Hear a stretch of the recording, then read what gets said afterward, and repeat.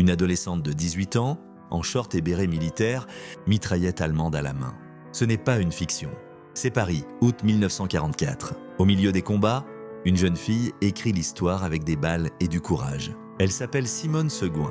Et ce jour-là, elle devient immortelle. La France est meurtrie, occupée, sous la botte allemande depuis 1940. Mais dans les campagnes, dans les villes, dans l'ombre, la résistance s'organise. Des hommes, des femmes, des adolescents, tous unis par un seul rêve, la liberté. À Chartres, une jeune fille refuse de plier. Elle s'appelle Simone Seguin. Fille d'un soldat décoré de la Grande Guerre, elle a grandi dans l'amour de la patrie. À 17 ans, elle vole un vélo allemand, le repeint, le rebaptise et rejoint les francs-tireurs et partisans, un groupe armé composé de communistes et de patriotes français. Elle prend un nom de guerre, Nicole Minet. Dès lors, son ancienne vie disparaît. Simone apprend à se battre, à viser, à se camoufler. Elle participe à des sabotages, des attaques de convois, des embuscades. Elle fait dérailler des trains ennemis. Et surtout, elle n'a pas peur. Un jour, elle intercepte une patrouille allemande. Elle tire, 2 soldats tombent. Elle a 18 ans. Peu après, elle aide à capturer 25 soldats allemands. Pas un de moins. Elle est sur tous les fronts. Chartres, Thivard, puis Paris, toujours en première ligne. Mais ce qui la rend célèbre, c'est une photo.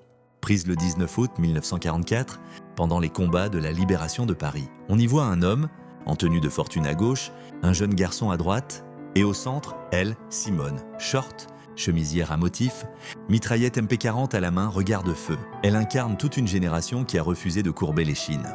L'image fait le tour du monde. Elle devient un symbole de la résistance, de la bravoure et surtout du rôle des femmes dans la guerre.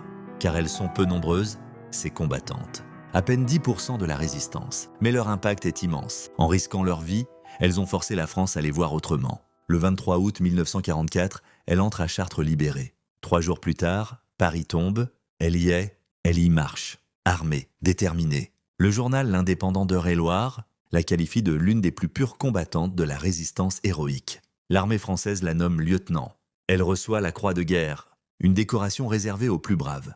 Mais pour elle, ce n'est pas la gloire qui compte, c'est la victoire du peuple. Après la guerre, Simone ne cherche ni reconnaissance ni caméra. Elle devient infirmière pédiatrique à Chartres. Discrète, humaine, elle élève 6 enfants. Elle ne prend jamais le nom de son compagnon, car elle est Simone Seguin.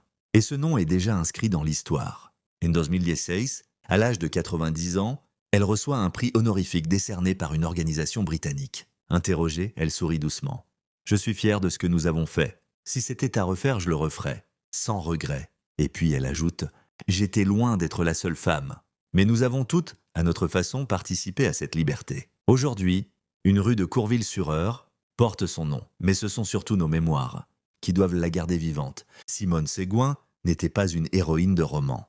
Elle était bien réelle, une fille, une résistante, une légende. Partagez son histoire. Laissez un commentaire, pour que jamais on oublie que parfois, une mitraillette dans les mains d'une jeune fille peut changer le cours de l'histoire.